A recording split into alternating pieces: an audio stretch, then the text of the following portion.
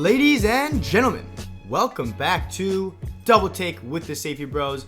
I'm Alex Safety, here with my brother, Johnny Rockets, not Jonathan. Johnny boy, John, what's up? We're coming off that All-Star weekend, which there was a lot of controversy surrounding it, of course, because it is the middle of a pandemic, and the NBA is trying to get through their season without having any cancellations. But they pulled it off, John. Yeah, there was no positive tests coming out. They tested everyone, I think, 3 times that was in Atlanta before they left. And you could also see how they finessed it a little bit in terms of the fact that, you know, there was only one participant in the skills challenge that wasn't actually an All-Star. All the guys in the three-point competition were all All-Stars. And there was 3 dunk contest guys. So essentially, there was only 4 players that weren't actually All-Stars there last night. And then you take away guys like Simmons and Embiid, who last second couldn't make it because of COVID. So they were I saw that, I was like thinking about a few weeks ago when we talked about whether or not they should have All-Star.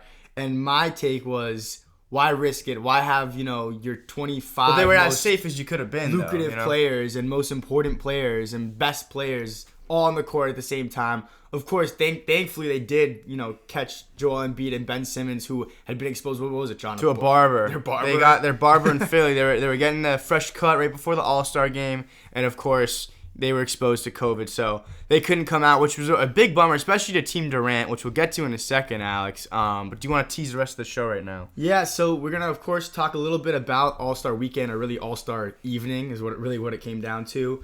Then we're going to talk about, of course, Blake Griffin signing with the Brooklyn Nets, which, I have a lot of thoughts about that. I'm sure John does as well. And then we will talk about the second half of the season. We're going to touch on, some things that surprise us. Right now, we're almost exactly halfway through the season. Some things that surprise us from the first half.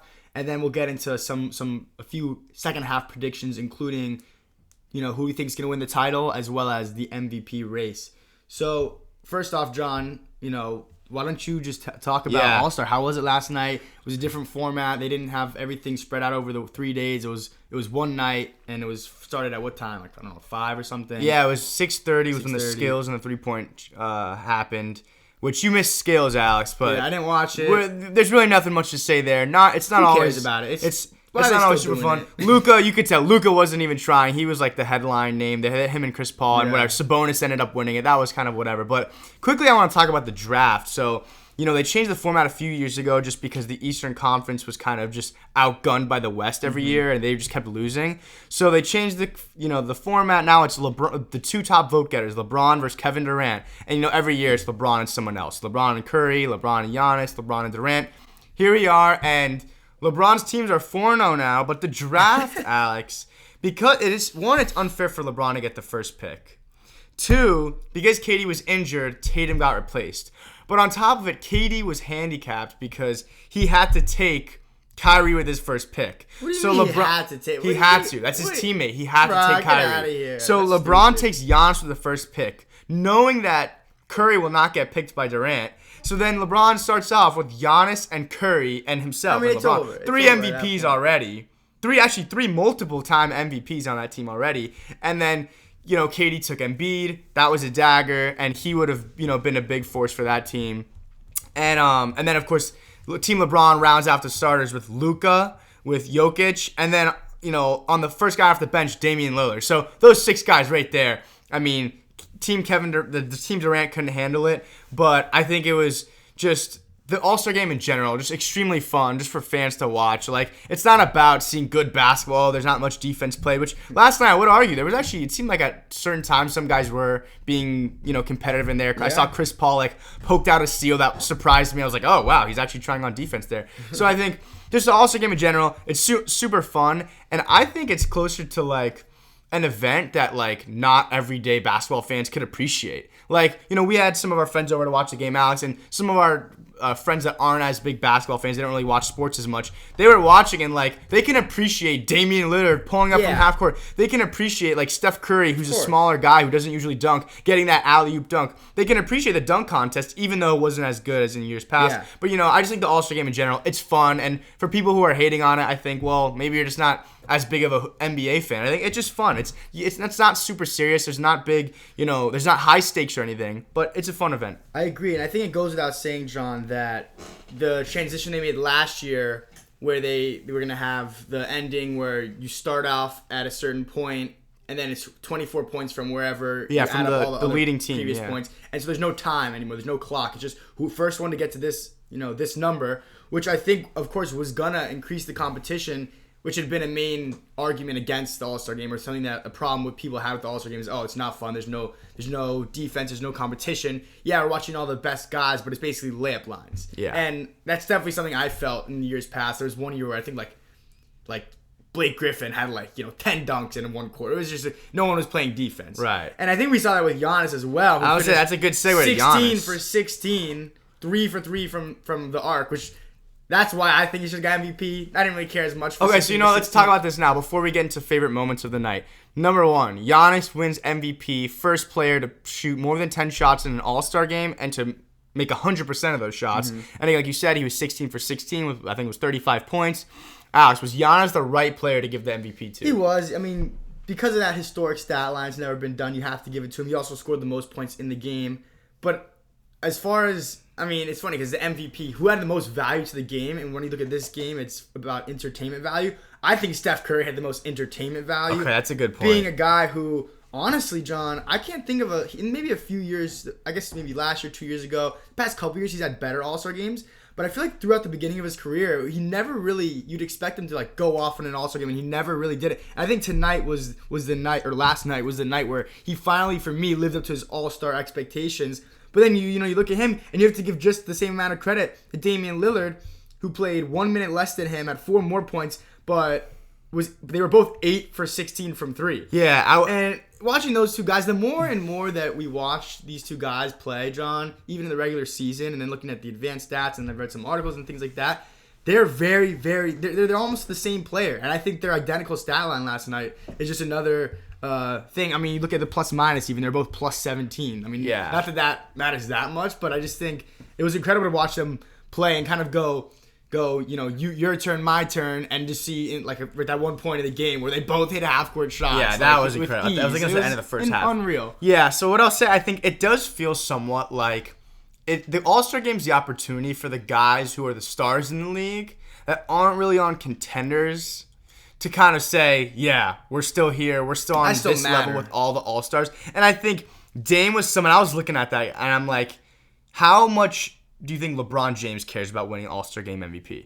Not at all, really, and we can touch on that. He didn't play great at all. He missed how many shots? He missed all of his shots. He went 2 for 7, 0 for 3 from the arc, yeah. But he played 13 minutes, and I was very happy to see both him and Kawhi kind of. They didn't really care too much. They were resting. Yeah, so that's they my knew point. What was good with this game. It's kind of like the guys that are on contenders, LeBron specifically, of course, being as the oldest guy there. LeBron did not 35 minutes a game in the regular season without Davis. He does not need putting any extra miles on his body. However, a guy like Damian Lillard, who's on a team that, they're the 5th seed, 21-14. I'm sure he believes they can, get to the Western Conference Finals, but they know that their title window is not really open, and he kind of had to remind everyone, hey, I'm this great among the stars, and I think that's what Dame was doing. Similarly, a few years ago, Russell Westbrook did it. Russell Westbrook not really been a number one guy on a team that we thought could make it to the finals. So I thought Damian Lillard, to just address the question of was Giannis the right MVP, I think he could win it every year. You know what?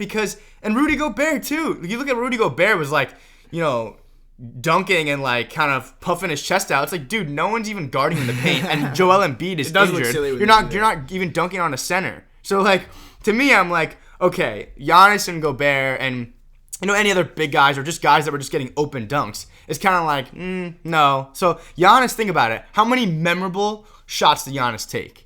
How many can you remember? I think the threes. I think 2. Did he bank a 3? He banked in 2 3-pointers. And I was like, okay. So he banked 2 3-pointers. That was memorable. However, I kind of want to go up make the All-Star Game MVP. The question that you just asked, well, who added the most entertainment value? Probably it's Curry or Lillard. It's Curry and Dame to me in 1A and 1B in some order. So I would have been more okay with Dame getting it for hitting that shot at the end. I did want Dame to win. There was no way All-Star Giannis MVP. wasn't getting it, though.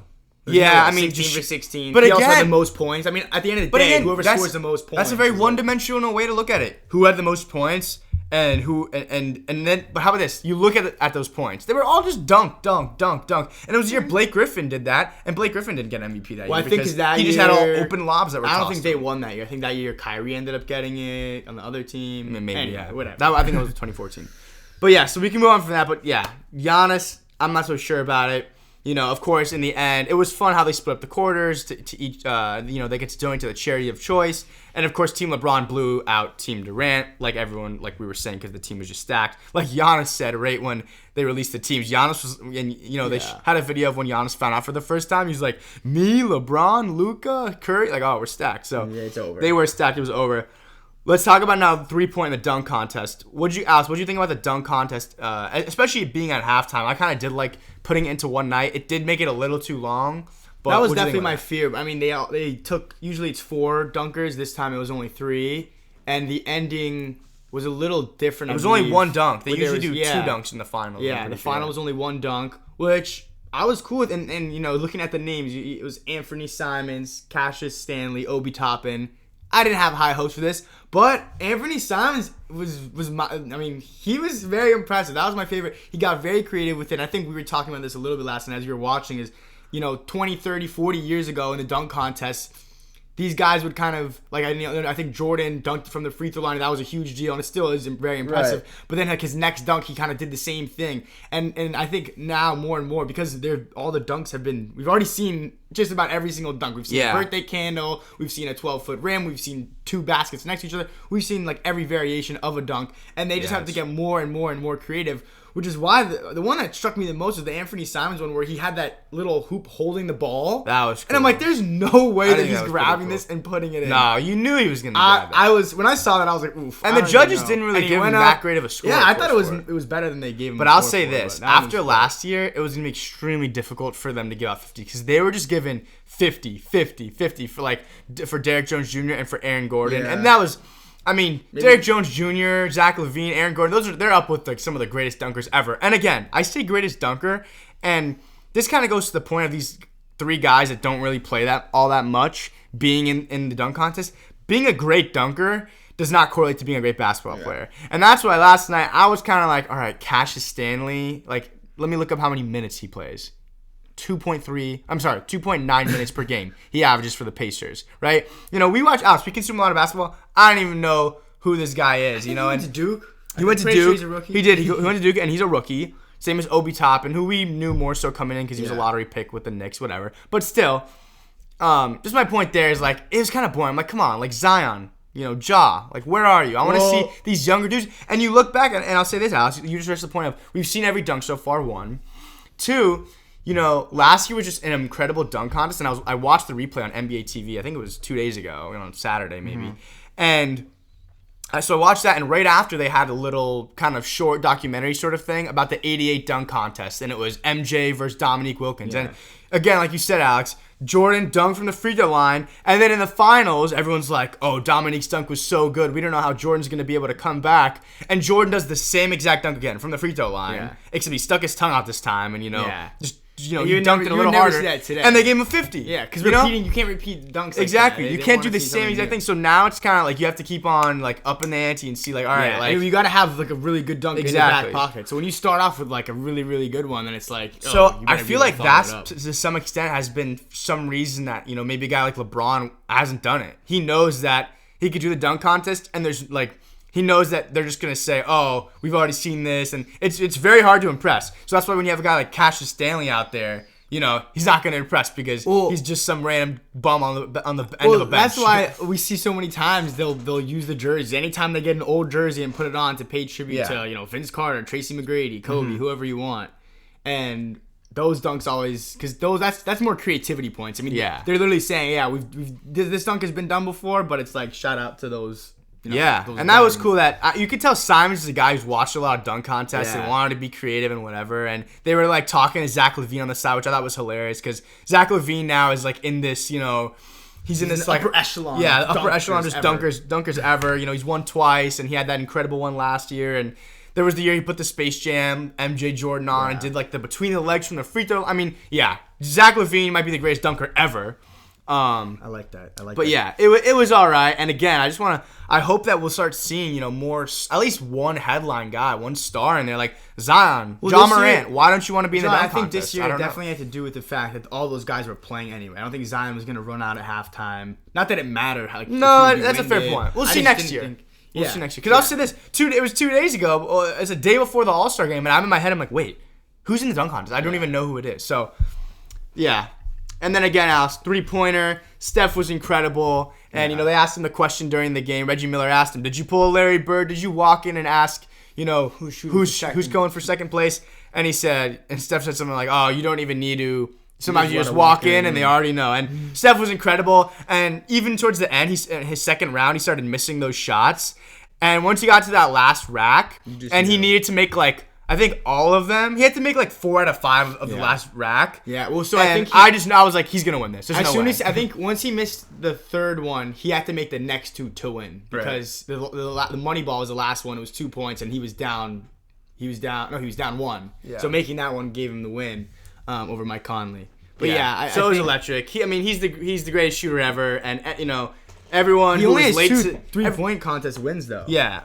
Well, yeah, and these guys it is random. Sometimes you have a guy like Joe Harris get in there and win it, but yeah, it was super fun. There's really not much else to say about that, but it was electric to see Steph do that. Mm-hmm. All right, Alex. Blake Griffin was bought out by the Detroit Pistons. And right away we're thinking, all right, who's going to try and sign him? And the Brooklyn Nets, of course, right out of the gate, everyone was saying they're going to sign him. They're a top team that would want him. And it makes sense, because we've been talking about how they need a better front court player, having the great wing guys of perimeter dudes of, Kyrie, Harden, Durant. They needed some extra help in the front court. And it was more particularly for defense, right? But a guy of Blake Griffin's just, I guess, stature, whatever, even though he hasn't been that the past few seasons. This year he's been terrible. Right. He's been injured, and last year he was injured. The year before, he was an all-star. Mm-hmm. He has not been great the past few seasons. But him getting bought out, them needing a big man, it's a no-brainer move for them to make because there's no one else available. There's no more trades for them to make because they traded for Harden and they got rid of all their assets. So my question, Alex, is what does this mean for the Nets? And what does this mean for Blake Griffin and the future of his career? I think one of the first tweets I saw after this happened was from Rob Perez, and he was saying something about Blake Griffin hasn't dunked all year long. Watch his first game, he comes in, and Kyrie's going to lob it to him, and he's just going to yam it. And then we're going to have to do, an investigation. Because it's similar to, it's not on the same level as this, but look at James Harden, his past, 5 games in Houston right before he got traded. He really mailed it in. And I'm not saying that Blake Griffin was mailing it in. As a person who loved Blake Griffin, I think he got screwed by the Clippers. He signs a 5-year, long-term deal, and it's Clipper for life, all this stuff. He's been there since his whole career. That was when they lost Chris Paul, and they trade him. They ship him out to Detroit the following season. Right. And that was just such a bummer for me because I really liked him, and Detroit is just, they're the worst team in the league. And they haven't been that good in the past 10 years, even when they did make the playoffs with Blake Griffin. But I was really, really happy when I saw Blake Griffin get bought out because I'm like, okay, good. Get this guy on a contender. And he was injured this year. The pieces didn't make sense together. He was struggling as well. But I think you can look at James Harden getting traded to the Nets, and people now are saying he's playing the best basketball of his career, which I think it has to do with a few things. You're playing with better players, 1, and 2, you're re-engaged. So I think you get Blake Griffin re-engaged, you're going to be playing with great players. He's not going to have a huge role. I mean, he's at best, he's going to be the 4th most important or 5th most important guy on this team. So I think his job is going to be just spread the floor, set screens, and do some of the things that we actually haven't seen him do on a high level really any time in his career, except for when he was in his prime, maybe, which is rebound and play defense. And that's which is weird. That's what's weird, and that goes back to my point. Any big man getting bought out that's as good or has been an all-star basically. Yeah.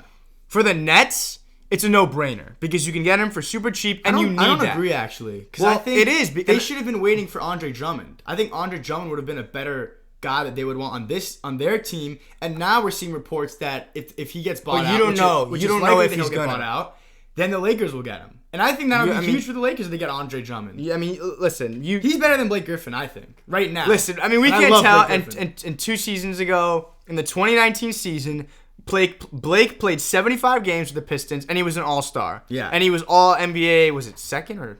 I think it was Third. second or third team. Third team with LeBron, whatever.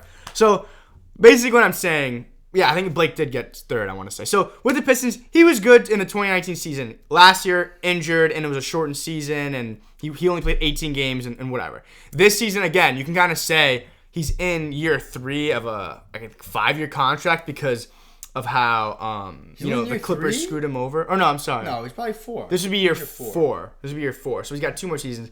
But again, a guy like that's available. The Nets don't know if Drummond's going to get bought out or traded or whatever. The Nets don't know if they're going to be able to have an opportunity because they can't trade. There's no trades for them to make. They have no assets to trade. They already got rid of all their first round picks. They got rid of all the young role players that they could have, like Jarrett Allen and Karis LeVert. They don't have any other guys. So Blake is available, you need to sign him. But it comes back to the point of they need a more defensive guy. Yeah. So you look at the fact that Blake's coming in, better known for his offense, especially now with this team. We know he's not going to be the Clippers 2015 Blake, but he'll be a guy should be setting picks, catching lobs, doing that sort of thing. How much does he raise their offensive ceiling? I don't think he does because their offensive ceiling was already as high as it could have been. And I even said it was before they even had Harden. Now obviously you add Harden, it's even higher. So their defensive, and then their defensive ceiling, how much is he really adding? Maybe he's better to guard a bigger player than Jeff Green is, I guess. But at the same time, he's not going to really do much against Anthony Davis or Joel Embiid. He's going to be a floor spacer. So I guess what he can do is if he can hit some three-pointers, which this year he hasn't been very efficient at all, then he's a guy that's bigger than Joe Harris that can spread the floor a little bit, and maybe he can give you some good defensive minutes on big men. Although, you look at what they've been doing. They're playing total positionless basketball with Bruce Brown, who is a very good defender coming into this year, but now perimeter defender. You have to people mention are watching perimeter defender, but now he's essentially playing the role of a big man in their offense too. I've never seen a guard set so many screen and roll to the basket. I just read there was an article that KOC wrote, and Bruce Brown is 15 for 21 on rolls to the basket. So he's essentially, he's a 6'5" big man right now. Yeah. And so I honestly, the Blake Griffin thing, it's low risk, high reward potential. Yeah, they're paying him $1.2 million, which is nothing compared to the the max contract the Clippers gave him before they traded him in that first year. So yeah, Blake, I think we're both rooting for him. Alex, when we were in middle school, we went to a Clippers game in LA. That was a lot of fun. And we were like kids when Lob City was happening, even though they weren't, as good as the Thunder, the Spurs, the Heat in those years. They were always a fun team to watch every night on TNT, on ESPN, whatever. So now they're back, Blake and DeAndre. Yeah, so I'm rooting for Blake. I do like him as a guy off the court too. He's super nice. He does funny interviews all the time and on podcasts and whatnot. 35 games left in the season. What's the over under for lobs that both Blake and DJ catch? Oh, it's got to be. They're gonna, yeah. It's got to be, the over under's got to be like. Listen, DeAndre, we've seen what he's looked like so far with 25? The Nets. It's okay, but I think if that's how they're just gonna utilize, 30? Just add another aspect to their offense, then so be it. They have Kyrie who can do everything on the court, Harden who could do everything, KD who can do everything, shoot from anywhere. And now they're just adding another weapon for these guys to, more pick and rolls, more lobs, whatever. And I just want to see how he plays defense because at the end of the day, that's what's going to come down to. They're going to probably see a Giannis in that front court in Milwaukee, and they're not going to – and who's going to be guarding them? Kevin Durant, after, having the injuries that he's had.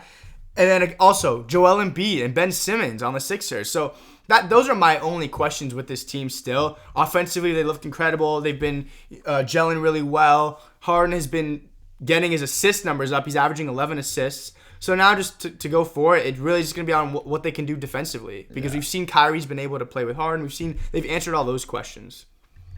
All right, but to move on from the Nets, Alex, now let's get into 2 questions. One, let's start with the most surprising things we've seen in the first half of the season. And then let's move on to our predictions for the second half. But just to start out with the first half surprises, if I told you coming into this season that there would be 4 teams that had a better regular season record at the halfway mark, better than the Clippers, Lakers, and the Bucks, what would you say to that? 4 teams, Alex, right now that have a better record than those 3 teams. And last year, those were the only 3 teams we could really see winning a title, right? I think Bucks, Clippers, Lakers. I would definitely be shocked a little bit, although every year, we've seen teams that were able to string together a lot of regular season wins and not be as good as the other teams deep in the playoffs. So I would be shocked, but I'm not totally surprised. But I'll say though, again, Alex, 4 teams. So if you told me that coming in, I would not have known that the Jazz would be there. I would not have known that the Suns would be there. The Sixers and Nets, I would have seen, and I probably would have added, like if I had to guess, I would say, the Mavericks are in there as well, just trusting Luka, and the Heat are in there. But I guess those are to start off. The two biggest surprises are the fact that the Jazz are 27-9. And that the Suns are 24-11. Yeah, I just think the big point with that is coming out of the bubble, and the Heat, very slow start. The Nuggets did not play up to the potential that we thought they could reach after their bubble run. The Lakers, obviously, even though LeBron has been playing 35 minutes a night, like they're not as engaged as they could be. And obviously, Davis has been out for a ton of games due to injury, so I think maybe that comes into play. And COVID has determined a lot of things for a lot of teams. I mean, the Heat, we struggled. We started 7-14, and a lot of that was because Jimmy Butler missed a ton of games. He missed 2 or 3 weeks, and so COVID has had a huge role in how all these teams have played the first half. Second half, it's going to be interesting. I mean, look at a team like the Wizards, who they got screwed by COVID as well, but in their last 10, they're 7-3, and right now they're 14-20, and they're really only a few games out of the 4 seed. If that team can figure something out the second half of the season, the Wizards will make the playoffs. So we always shout out Eli. I wonder what you think's gonna happen after you were hating on the Wizards. Maybe you were hating more on the Hawks, but pretty much everyone is in the mix. The Hawks and the Wizards both can make a second half run, and who knows if they will. But they're in the running for it. But I think, John, overall surprising. I'm most surprised about what the New York Knicks have done. We talked about them last week. Shout out to Tom Thibodeau, Julius Randle. Absolutely, I don't even know what he's doing. It makes no sense. Yeah. But it is fun to see that they're 19-18 and all on Twitter, and all we see outside of Madison Square Garden, all the Knicks fans are absolutely going crazy. And they just, I think they deserve to after just the last really decades and decades of just being terrible and being a laughingstock. Yeah. They're a team that not only they're competitive, they're 500, but they're playing with a different identity. It's the hard-nosed Tom Thibodeau. It's the defense. Yeah. It's we don't care. And Rob Perez, I was watching him live stream on Twitter, and he's a huge Knicks fan, and he was saying he really, really wants to play the Nets in the playoffs. If they, that would be so much fun. That would be fun because the Nets is the team with all the All-Stars, and right now, their team is obviously the much better team of the two, but the Knicks have nothing to lose. But basically what they need, though, the Knicks need to be worse for that to happen, because right now they're a 5 seed, and you're going to assume that drop down a team like the Heat will jump them. But, the Nets look like right now, they're 9-1 in their last 10. Kevin Durant's going to come back. They don't really seem like they're going to not be a 1 or 2 seed at this point. But again, like you said, Alex, the COVID protocols, injuries, that could totally dismantle them and take them down. All right, but to move down to the second half of the season, we can talk about, any trades that we want to see, who our MVP picks would be, and if we want to change our title predictions. But really first, Alex, we got to go with our new segment, Heat Wave. Is the Heat Wave going up or down, Alex, second half of the season? We started 18-18. What do you think we're going to finish up in our second 36 games, our second half of the season? John, just before we started recording this pod, I looked through our schedule for the second half of the season, which I can't give you a source or site for this, but I'm pretty sure that I saw that we have among the easier second half schedules, which would make sense to me because I know we've already done a road trip. There is one stretch where we're going to play, this is our Western Conference stretch where we're going to play Memphis, Los Angeles, Portland, Phoenix, Denver, and then we play Minnesota, which is an easy game, and then Brooklyn right after that. So that stretch of 7 or so games, I think that is an area where we'll see multiple losses maybe, potentially. But other than that, I see the Heat having a potential to, and if we want to finish last year we were 60%, winning, or we had a 60 winning percentage. If we want to finish there, we'd have to lose only about 10 more games, I believe. So 26-10. 26-10 in the last definitely 36, doable. Which I think is doable. I looked through our schedule, and I think we'll definitely be in the 10 to 12 loss range for that second half of the season, which, we don't know. Right now, the East is looking pretty, as far as the standings go, There's a lot of teams that are 500 that are in the playoffs. So if we do that, I think we could easily get up to a 3 or 4 seed without a doubt. Yeah. So just quickly to pull it up, I found on 538 the Heat will have a less challenging second half schedule, and of course, if our guys who are gone around in the first half who missed time, pretty much everybody, Jimmy, Bam, Dragic, Hero, everyone, if those guys are all back and we can, stay consistent, we can definitely string together a couple of wins, a few win streaks throughout the second half, and I do think we're going to finish at the top of the Eastern Conference, at least in a top 4 seed. I think that's where the Heat need to go. All right, but yeah, Alex, for the rest of the way, do you want to change your title prediction right now? You started off with Lakers over the Bucks. I started with Lakers over the Sixers. I'll start with you, and then I'll talk about if I want to change my pick at all. What do you think? As far as the West, nothing's gonna make me change the Lakers because I'm just gonna trust the process. Davis will come back. Like right now, every season we see this with a team that wins the title. There's a stretch of the season where you're like, wow, they're kind of falling apart. I don't know if they're going to be able to do it. Even last year, the Lakers won the championship. In the beginning of the season, they weren't too dominant. And then they had a stretch of games where they really turned it up. And so I'm just trusting that they're going to peak at the right time. I'll stick with the Lakers. Other teams, I actually don't trust the Jazz to come out of the West. The Clippers still can make some noise. I wouldn't be shocked if they made it. As far as the East, I think that's where I'm more likely to change my pick, which was the Milwaukee Bucks. Of course. And right now, I would be lying to you if I said I wasn't terrified of the Brooklyn Nets. But I do like what I'm seeing. If you want to look at the past 2 seasons with the Bucks losing to the Raptors, the Bucks losing to the Heat after being the 1 seed both years, and then this year, all right, well, we've seen this before. We've seen them be good in the regular season. Is anything going to change? I think that I have seen things that do indicate that they could change. We've seen Chris Middleton and his ability to be more of a playmaker, and he's been very good passing the ball. Giannis has improved his playmaking as well, but something just as far as their scheme, their offensive scheme that I've seen a lot more is Giannis setting screens for Jrue Holiday, for Chris Middleton. And Giannis is obviously, because of how good he is and how skilled he is and how athletic he is, he's a guy that seems like a no-brainer that you'd have screening and rolling. Yeah. And they've done that a little bit more this season, which I like. The question is going to become, and we saw this in at least one game this season, where at the end of the game versus the Phoenix Suns, they ran a play to win the game. They were down 1 point or 2 points, and it ended up being a Giannis mid-range shot. So that's going to be the other thing. And then a few nights ago, or maybe it was a week ago, we saw Jrue Holiday win the game on a mid-range jumper. So when you have Jrue Holiday, when you have Chris Middleton, they can win you games, because I think that's been the question. In the half court, what can Giannis do? He's less effective in the half court.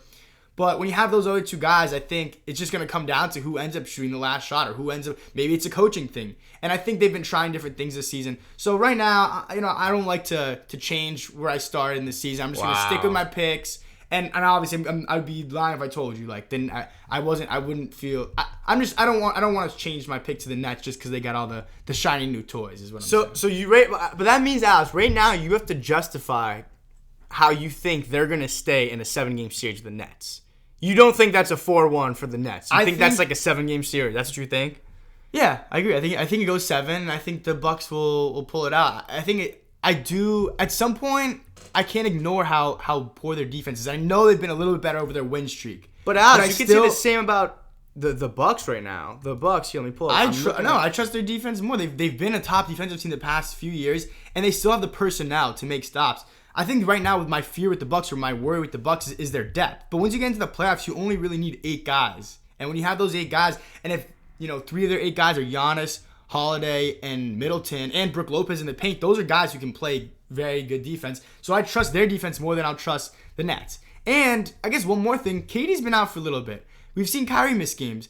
I'm also just banking on the Nets won't. It could be injury. That could fall apart. And I don't want to. You can't bank on injury with that team because they have Kyrie, Kevin Durant, their best player, has been out. Just missed how many ever games, and they're playing as well as they've played. They're 9-1 their last 10 because they still have Harden and Kyrie Irving. I don't think having 2 or 3 will get them out of the East. I don't think 2 or 3 of those guys. If it's Harden, if they miss Kyrie, I could say Harden and KD, they'll still do it. But I'm just going to stick with my pick. I don't want to switch it. So It's partially biased. I hate the Nets, but I'm going to condemn you for keeping your pick. The Bucks have a 12th ranked defense. It's not like you can say they're the team that's going to Nets? What are the Nets? The Nets are a 26th ranked defense, of course. So but what I'm saying, so who's better at offense though? Yeah, the team with that's not a question. That's my point. Anyone can score in the NBA now, John. Okay. That's what I said when they got Harden. They're better offense, but their offense was already great. And can the Bucks score? The Bucks can score. It's gonna come down to like their outside shooting, and I just trust that Chris Middleton won't choke like he did the past 2 years. And is that a lot? You have no reason to believe that. I don't, other than regular season, which you could say I'm stupid for. So I'm gonna be, but I trust that. All right, you're gonna choke 2 times in a row. Really is Chris Middleton really gonna choke the 3rd time? Oh my god, I don't know, Alex. I don't think so.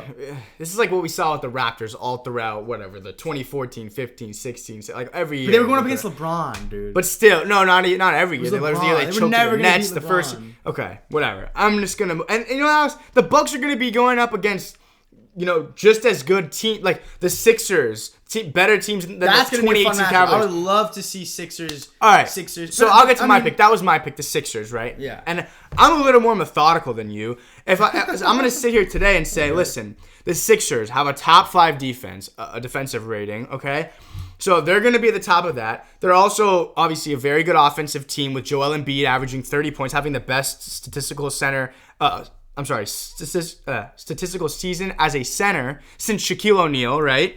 And then you compare that. So who are they going up against? The Nets. The Nets, number 1 offense in the league, no doubt. They're matching that with a top 5 defense, though. And then on the other end of the court, the Nets will not be able to defend Joel Embiid because Blake Griffin's not going to do that. They can't stop Giannis either. So my thing is I would actually. But they're not doing what I'm telling you, Alex, is that you're saying that when the Bucks are a 12th ranked defense, whereas I'm saying it based off the Sixers are a better defensive team. They have Simmons, the defensive player of the year, and not to mention Joel Embiid, another All NBA defensive guy. So I'm saying, But I'm not looking as much as that. I'm just looking at.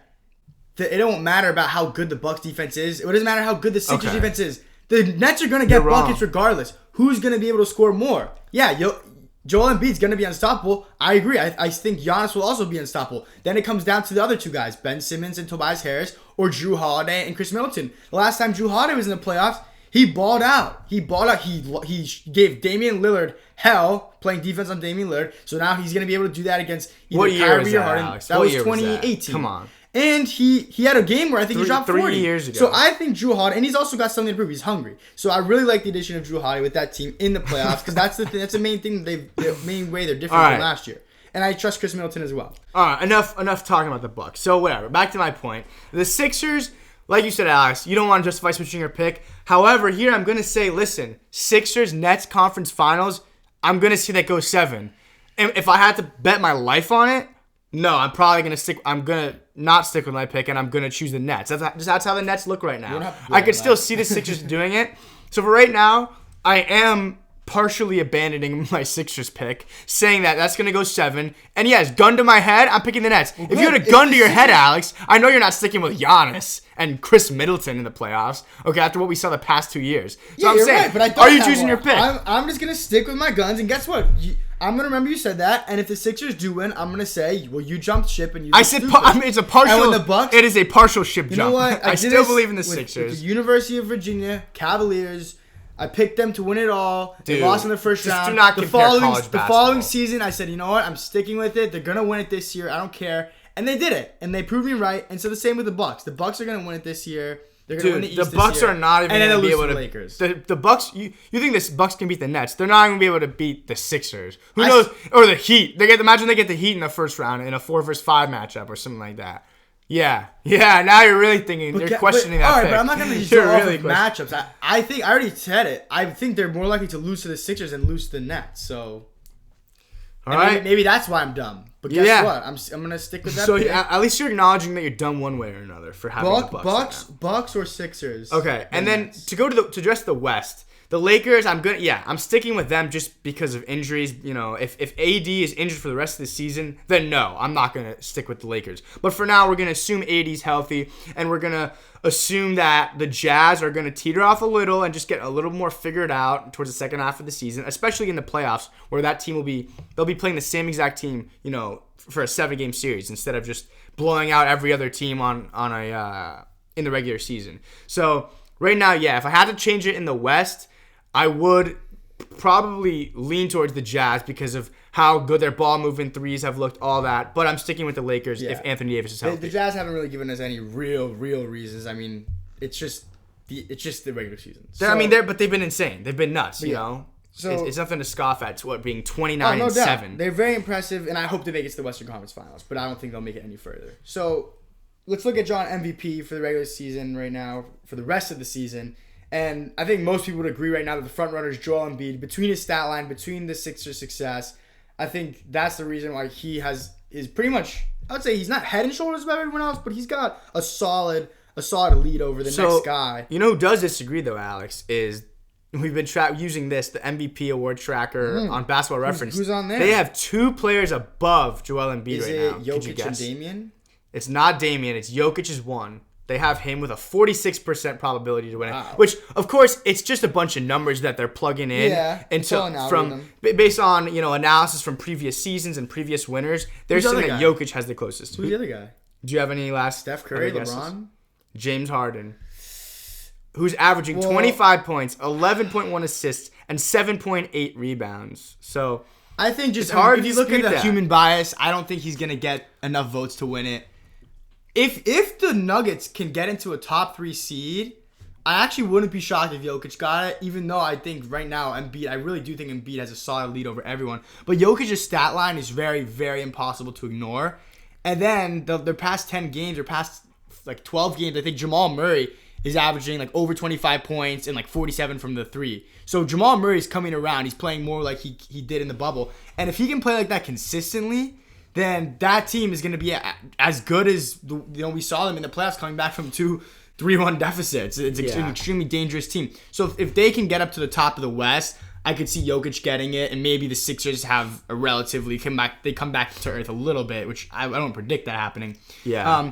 And I don't know. One other guy that I wish the team play even better so that he could get into that conversation is Damian Lillard, because even after last night watching the All-Star game, he does it. I feel like there's the past few seasons where he's a guy who most people think is underrated, and then we see he just continues to do this. And like every night, it's not even a question when they have close games. They've had a lot of close games this season, and it's always Dame time. He hits a 3, whether they're up, they're down, doesn't matter. It's always Dame time, and he's been incredible this regular season too. So I think he's a guy who's going to get into that conversation. Harden will too, but I just don't think people will forget what he did in Houston. And because he plays with Kevin Durant and Kyrie Irving, I think there's just going to be reservations with that. Yeah. So I made this argument I think 2 shows ago. It's right now it's Embiid averaging 30. Right now he's back up to 30.2. So his scoring average is going up. 11.6 rebounds.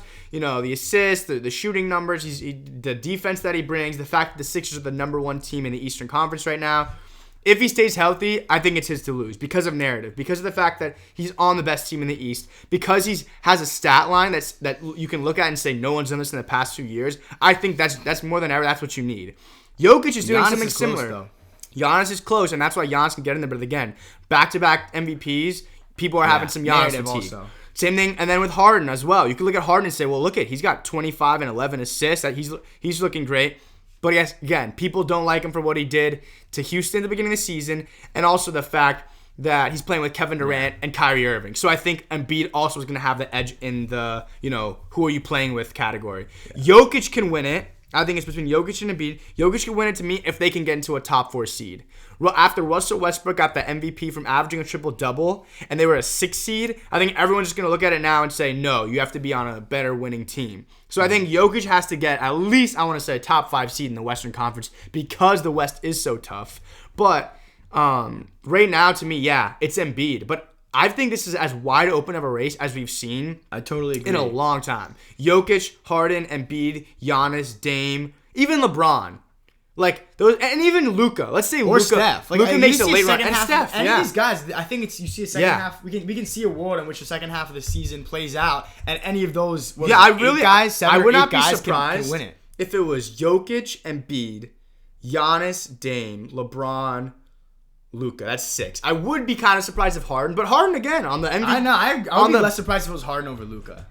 But what if Luka really does? I mean, look at Luka's numbers. Luka's numbers right now are MVP numbers. The only problem is they're not winning. Yeah. So they're 18 and 16. If they can, again, I guess he's in the same boat as Jokic right now they're 21-15, the Nuggets, so that's a better record than 18-16 than what the Mavericks are. But I think Luka and Jokic are in the camp of like, if you can get atop the West and a top 4 seed, you know, your stat line is pretty ridiculous, and what you mean to that team is a lot. So you could get it. And they have been, I think they've won 9 of their last 11 games. So the Mavericks are trending up. So that would be fun. I mean, if he's averaging a triple-double in the next 20 games, he'll certainly be top 3. I don't know if you could say that in years past, that there's like legitimately 6 guys that you wouldn't be totally shocked if they win it at the halfway point. So yeah, that's where we are. Very exciting. It's been a great episode. We hope to be up on Friday. We're going to try to maybe get a special guest coming in. At some point, we're going to have to do a full rundown on the NBA trade season that's coming up March 25th, so a few weeks away. Deadline a few weeks away. A few things to look out for us on Double Take. Thank you all for listening. Have a good one, as always. Go Heat! Go Heat!